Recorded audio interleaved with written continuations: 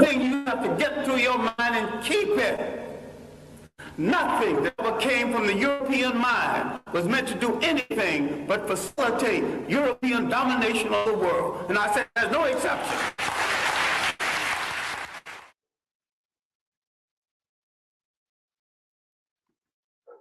Yay. It's a little Kenny Russell, Canoe Consul Moon. Already know what you're going to get when you step in the room. You're now dealing with Canoe. Yeah, I'm here. I'm here. I'm going to make the information direct and clear because a lot of y'all can't hear. Now, let me make sure we online. What I want to do for y'all today is a little slide I put together. And, well, it's like a live stream lecture.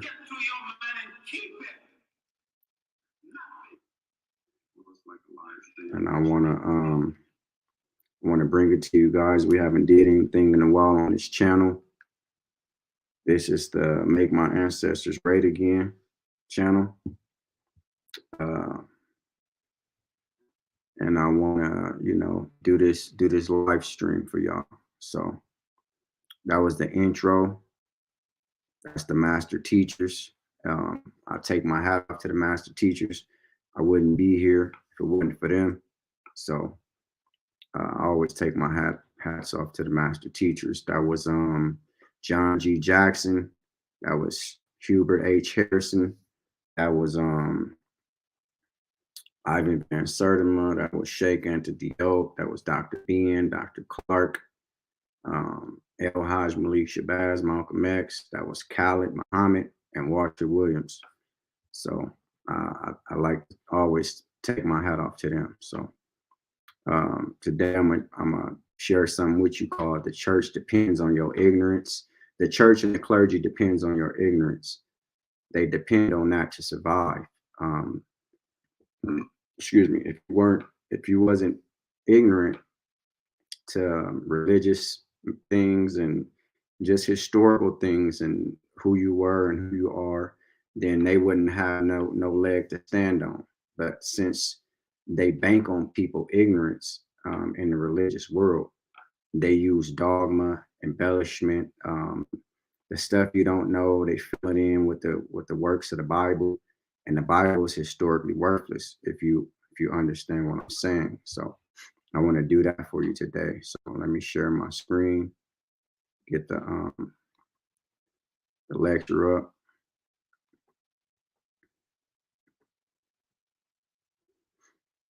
Okay.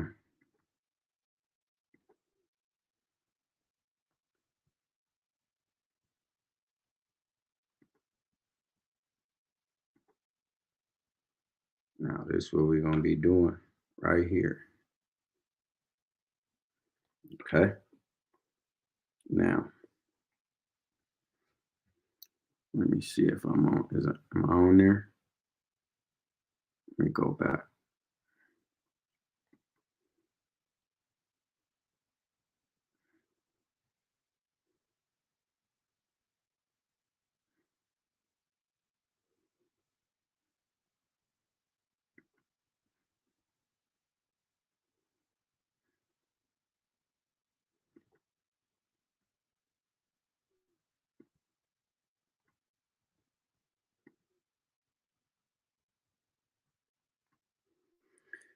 All right.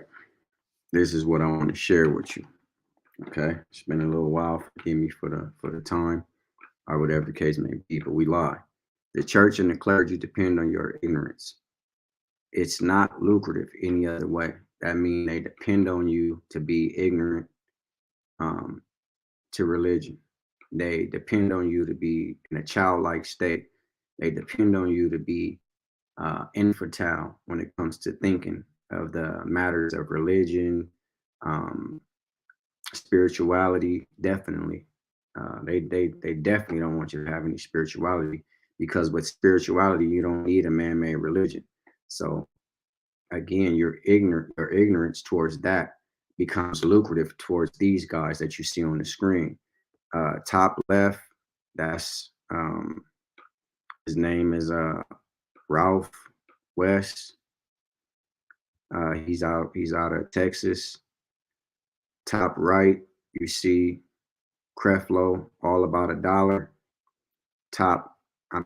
lower left, you see David E. Taylor, another all about a dollar type of guy, and in the background is the guy on the top left, Ralph West. That's his church, the Church Without Walls in Texas. I believe it's Houston, Texas.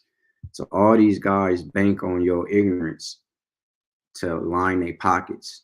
That's why it says it's not lucrative any other way. You wouldn't be able to build that type of prestigious church if you guys weren't ignorant to what he was doing. My lights, I just lost my lights.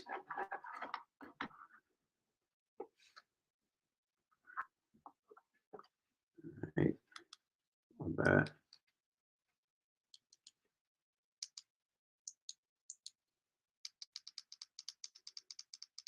Yeah, my other computer was controlling the lights and they went out. All right, there we go.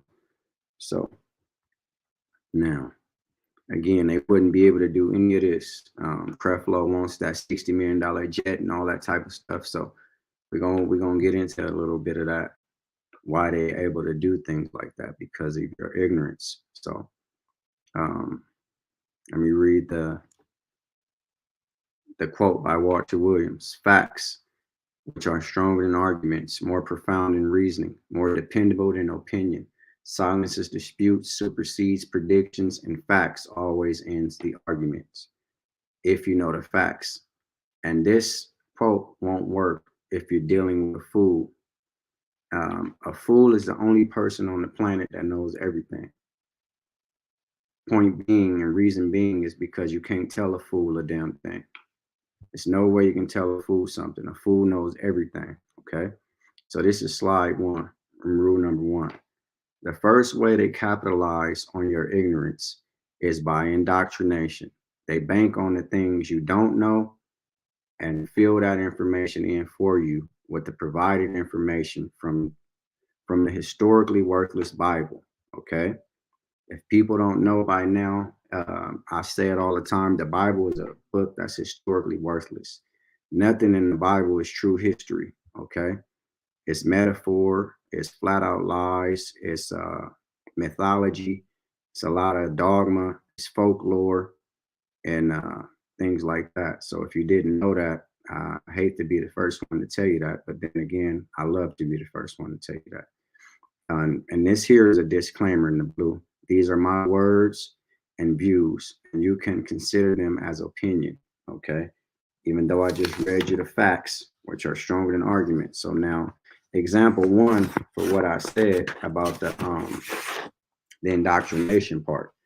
I wrote that down on just a note, because I put this together just to hang with you guys a little bit and chill and touch bases and let you know the channel is not going anywhere. I'm finna try to build it. I'm gonna spend more time doing it.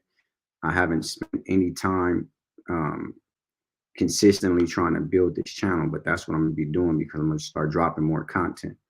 Okay. So when I said the first thing they capitalize on your ignorance is indoctrination. Okay. So rule number one, you know a person don't know a damn thing about the way the world began and how human beings' existence began. So of course, quite naturally, people are confused about that, but that's one of the most asked questions in the world. How did the world begin? How did human beings come about? The answer to that is nobody knows. Nobody can tell you that. I don't care how much education you have. I don't care how much money you have. Nobody is going to be able to tell you how the world began and who was the first people here. Not an anthropologist, not an archaeologist, not a paleontologist, none of the ologists. They're not going to be able to do it. So, I mean, we got to understand that's just what Walter Williams like to say, a mystery of mankind. And I am a student of Walter Williams. I got both his books and I follow everything closely in the manner in which he does his historical investigation. I'm investigative to the same extent. So a lot of the things he put forth and other people put forth, I do my research on top of the research that's already been done. So Don't think I'm half stepping or slipping about me just understanding one objective type of thought pattern or something, because that's not true. I've been in religion, I've been outside of religion. I've studied our religions now for over 5 years or more. And I'm talking about nonstop um, investigative research. So they, again, they know the common person don't know anything about the beginning of the world. So what they do, they turn you to the raggedy book of the Bible, the worthless, historically worthless Bible. They pull that out and they start indoctrinating you. That's what I mean by they bank on you not knowing anything so they can fill in the blank with the raggedy Bible, okay? The historically worthless Bible. Now, when you don't know about the beginning of the world, it's right up their alley. They turn to Genesis. This is the beginning of the indoctrination. Okay, in Genesis, you say God created the world in 6 or 7 days. Well, 6 days on the seventh day, rest. Again, why do God need rest? If you can tell me that, that's you better than me. Gods don't need rest, again, but that's the understanding. Then they tell you about Adam and Eve, how God created Adam, but he made Eve out of the rib of Adam. Again, these are nonsensical, childlike stories, folklorish type stories that they're just rehashing and retelling in a biblical manner. Okay, that's a biblical story. It has nothing to do with historical facts. A man can never be brought out. I'm sorry, a woman can never be brought out of a man. It's historically it can't happen. Okay, um, scientifically it can't happen. In science, a woman has everything to bring forth man's existence, but the opposite cannot happen. A man doesn't have all the molecules in DNA to bring forth a woman. It just can't happen. I had a graph for that. It's not needed for this lecture, but a woman in the graph, they had I mean, a man was about this big and a woman is about this big.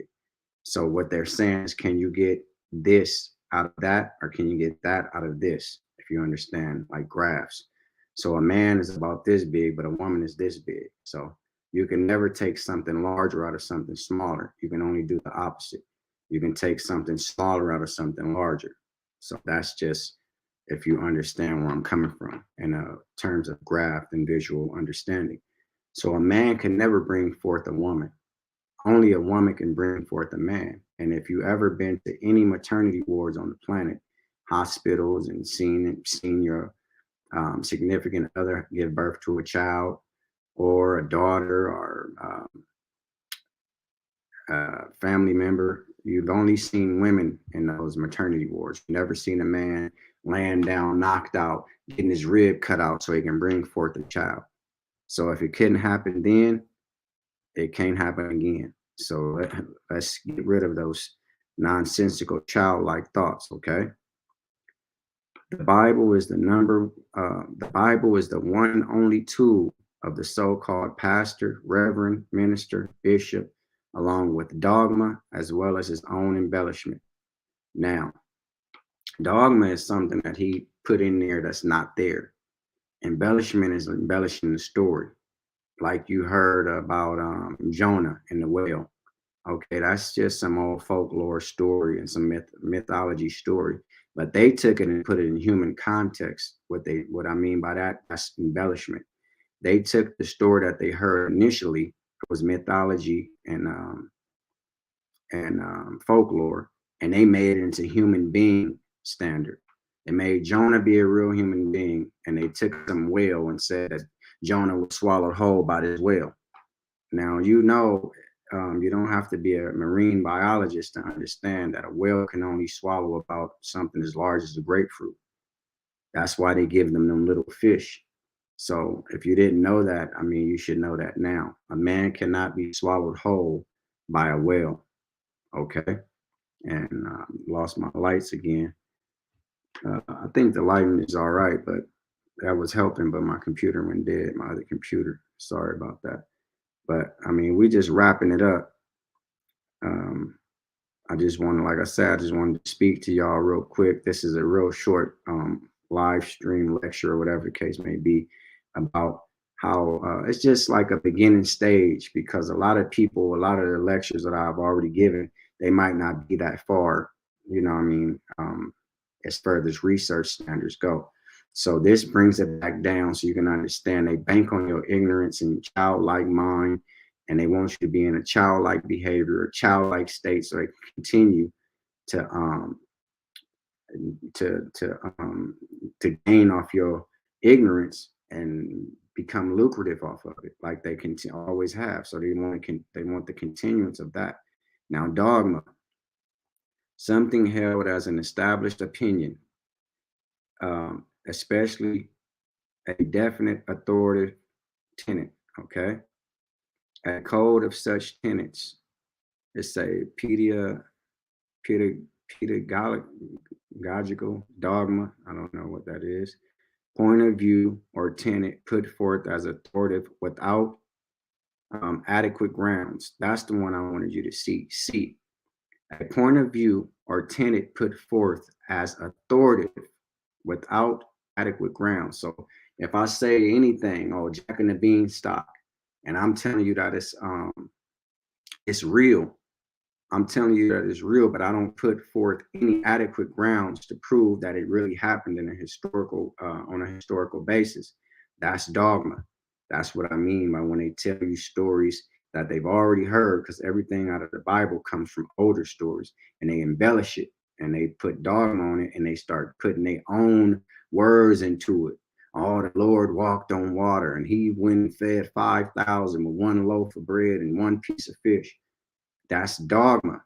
It's not an authoritative. It didn't happen, but I'm telling it to you like it's like I have adequate grounds on which to do so, but I don't.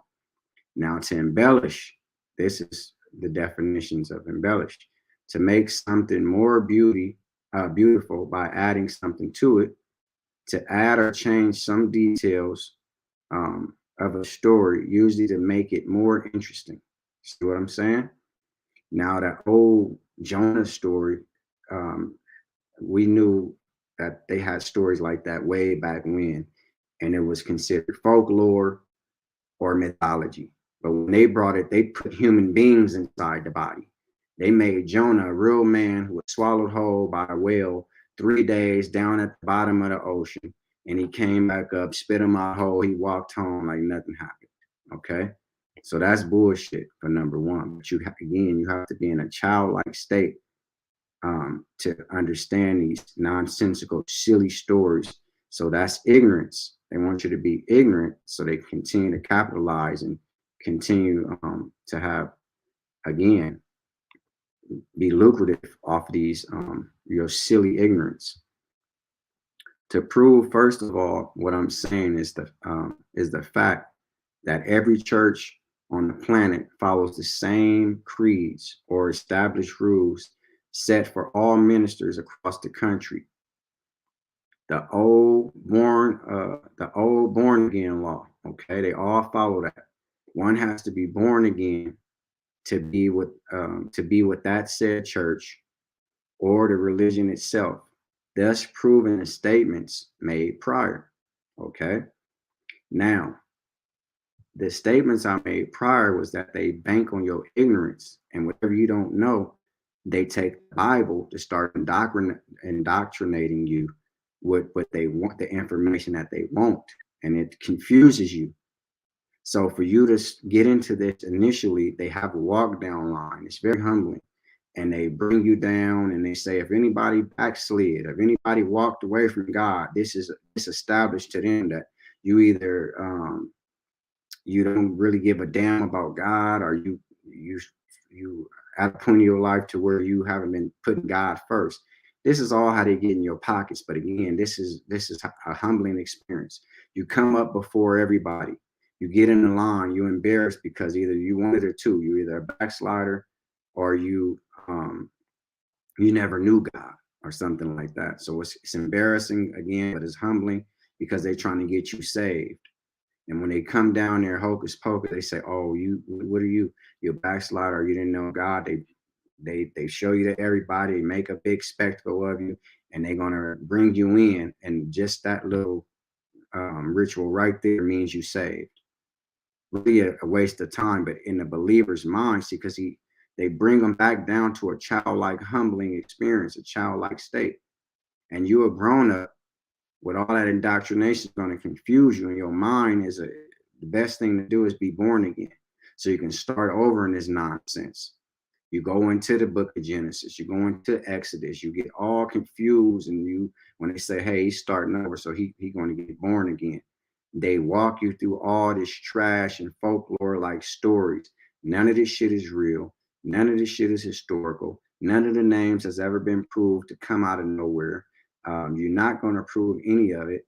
Instead of proving that the people was real, they try to prove the artifacts, because you ain't gonna never find any of the people, because the people didn't exist in historical real life existence. No way. There's never been a man that ever walked the earth in human form of any race, creed, or color by the name of Jesus Christ. It never happened. And the same with Muhammad. So once you understand that they'll never find any of these characters of the Bible, the Torah, the Tanakh, the Quran, the New Testament, all this nonsense. What they try to do, in fact, is prove the story. They don't go find Noah or Moses. They say, let's prove that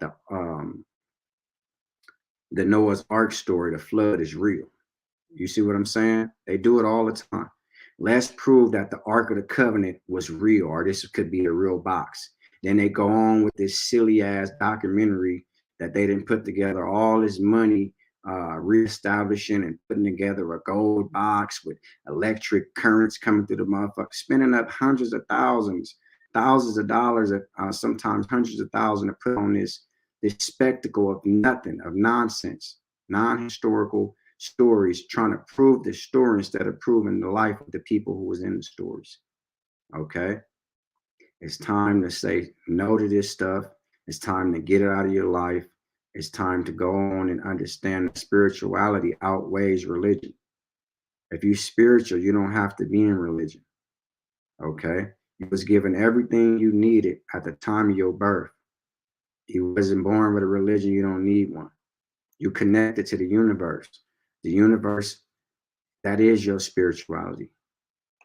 The universe, that's what keeps you tied up to your personal relationship with what people call God.